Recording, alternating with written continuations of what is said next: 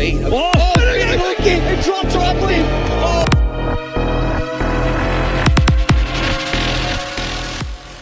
So a huge deciding factor in this fight was also Leon Edwards' lateral movement. And this was a big difference between the second fight and the third fight, because in the second fight, Leon would just back straight up on the cage and he would put himself there.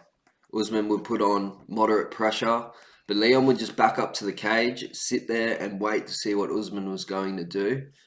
In this trilogy fight, it was different because as Usman started backing up Leon towards the cage, Leon would move off to one way or the other, and as he moved that way, Usman would look to cut him off, and Leon would then change direction and go out the other way. So this gave Usman a lot of problems because he was really having trouble to cut Leon off on the cage, and he was able to do this, like, depending on where he was in the cage. If he was in the center, he would move one way, back the other way, and then circle off in a third movement to get out.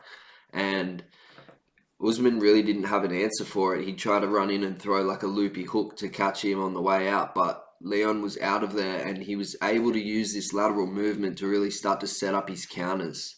So he would move one way, as Usman would cut off, Leon would move out to the other side, and then he would counter. He did this a lot by switching stance. It was real technical. He'll be in one stance, he'll start moving. As Usman looks to cut off, Leon will switch, and now he's automatically got the angle there on Usman, and he would land his counter shots. He would set up that body kick, which inflicted a lot of pain, and they were the defining moments in the fight that really won Leon the rounds. So good difference in movement. It's really good to check out what he did, his footwork there, and implement that sort of thing into your own game, because you see a lot of guys get in the cage and they forget that they're even in a cage. They're standing next to each other, or in front of each other with the cage next to them, just standing in a phone booth fighting.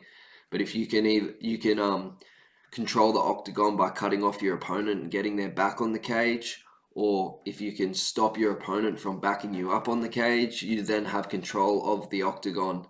And that can come down to the scoring criteria. You know, the first scoring criteria is on effective striking and grappling.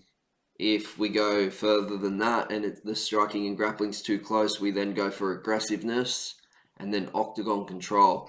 And that's the reason that I gave Kamaru Usman the third round, because it came down to just being way too close. But Usman was the one pushing the pace, and he was the one controlling the octagon. So just because of those reasons, I would have had to give Kamaru round 3. A lot of people think that Leon won all the rounds, but no, Usman won round 3, I believe, and because Leon grabbed the fence in that round, it was then a 2-point round. So going into the fourth, we were like 2-2, you know, 2 points to 2 points. It evened out again. So it was an interesting fight.